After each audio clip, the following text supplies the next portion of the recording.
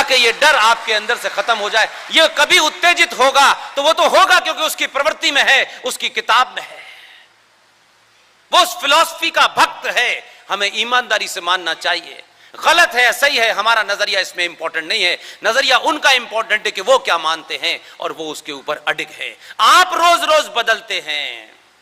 आपका नेता, आपका राष्ट्रपिता तो अपने आप को स्थापित करने के लिए इस देश में एक ब्राह्मण ने एक भजन लिखा।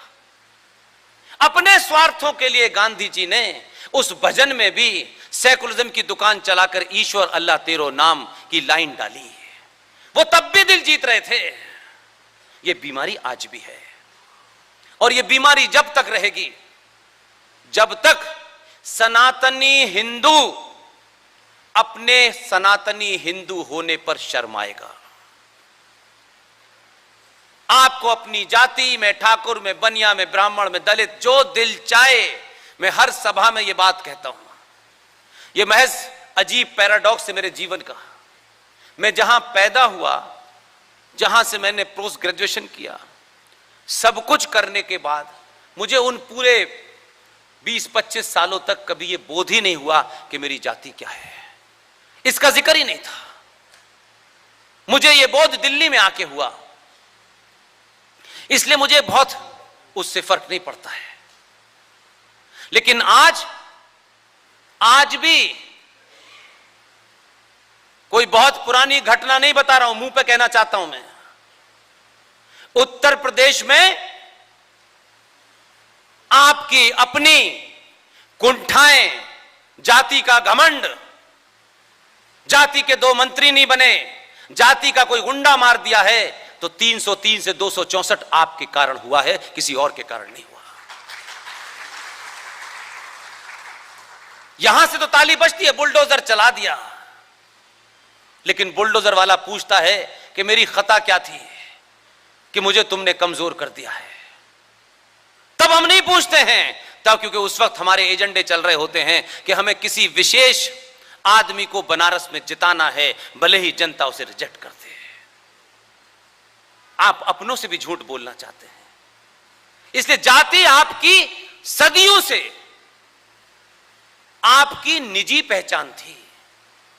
यह जाति सामाजिक व्यवस्था थी, मजहबी व्यवस्था नहीं थी, कभी नहीं थी।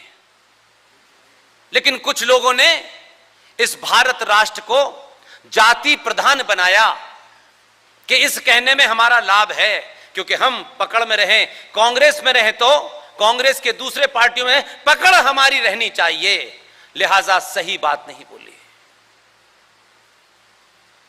जाति प्रधान भारत कभी नहीं रहा। भारत भूमि सदैव सदैव से अनंत काल से कर्म प्रधान रहा है। कोई आदमी अपनी मां के पेट से न ब्राह्मण पैदा होता है, न ठाकुर होता है, न बनिया होता है, न दलित होता है। अपने स्वार्थों के कारण हमारे आदर्श भगवान परशुराम जो शुद्ध रूप से ब्राह्मण थे, अगर उनको जाति के रूप में देखा भी जाए, यह उनका वाक्य है, यह नहीं बताया जाता है। ऊपर की 5 तो अपर कास्ट के पास रहेंगे, नीचे कुछ लोगों को शो पीस के लिए 2 दलित और 2 यादव रख लो, इससे काम नहीं चलने वाला। यह परशुराम ने बोला, जन्म जायते शूद्र, मनुष्य जन्म से शूद्र पैदा होता है, अपने कर्मों से ब्राह्मण, ठाकुर, बनिया बनता है। यह नहीं बोला। लेकिन एक फिजा चलाई गई, ब्राह्मणों के खिलाफ चली। स्वार्थ था उसमें कुछ लोगों का।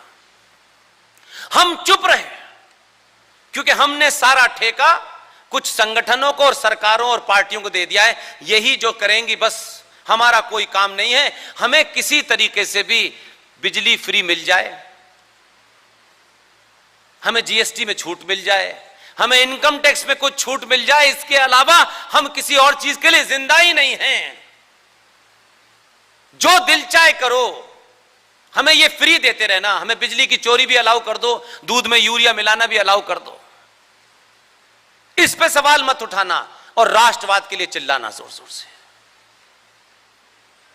इसलिए हमारे समाज में आज जो समस्याएं हैं उससे भटकाने की कोशिश कुछ संगठनों की चल रही है और समाज उसका प्रतिकार कर रहा है। आप यहां किसी बड़े लीडर को सुनने नहीं आए हैं, बहुत मामूली से परिवार का आदमी हूं मैं, और यहां इसलिए भी नहीं आए हैं कि कोई ले आया है आपको कि रात का भोजन भी यहां मिलेगा। आप तमाम सारे लोग इस शहर के प्रबुद्ध लोग हैं, सब अपना अपना बहुत महत्वपूर्ण समय निकाल करके आए हैं। कोई बात आपके अंदर है, कोई छटपटाहट है, कोई बेचैनी है, उसको समाप्त करने और उसका हल ढूंढने आए हैं। और मैं कुछ हल नहीं देने वाला, एक ही रामबाण है। जिस दिन आपके मन से लालच नाम की चिड़िया निकल जाएगी, उस दिन आपसे दुनिया डरने लगेगी, क्योंकि लालच ही आदमी को कायर बनाता है। इससे कुछ मिलेगा, उससे कुछ मिलेगा, वो ना नाराज हो जाएं, ये ना नाराज, ये लालच आपको सच नहीं बोलने देता और धीरे धीरे उस लालच की प्राप्ति के लिए आपके अंदर कायरता पैदा होने लगती है। तब आप वो बातें भी बर्दाश्त करते हैं, वो बदतमीजी भी बर्दाश्त करते हैं, वो गाली भी बर्दाश्त करते हैं कि कहीं ये रूठ गया तो जो हमें मिलने वाला था वो नहीं मिलेगा। और कायर समाज समझौते करता है, लड़ता नहीं है। इसलिए सब जो जहां है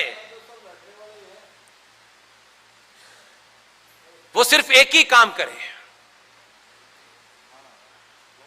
आप अपने आप से पूछें कि आपकी मां ने, आपके पिता ने आपको जन्म किस लिए दिया है, आपकी भूमिका क्या है। कौन ऐसी दुनिया में चीज है जो आप चाहते हो न मिले। आपने क्या कभी प्रण करके, दृढ़ निश्चय करके उसको प्राप्त करने की कोशिश की? क्या हमने उसके लिए सही काम किया? क्या उसका सही समय पर इंतजार किया? नहीं किया। और एक बात साथ है, जिस दिन सच बोलेंगे, मेरा दावा है, मैं आपके सामने कोई बहुत मेरी 50-60 उम्र नहीं है, मैं कोई 55 साल के आसपास का होऊंगा, ठीक ठाक नौकरी छोड़ी, एक्सपेरिमेंट किया जीवन में, ताकि मरने से पहले यह दुख ना हो कि हम ये कर सकते थे लेकिन किया नहीं। इसलिए आज आपको बहुत ईमानदारी से बताता हूं, सब काम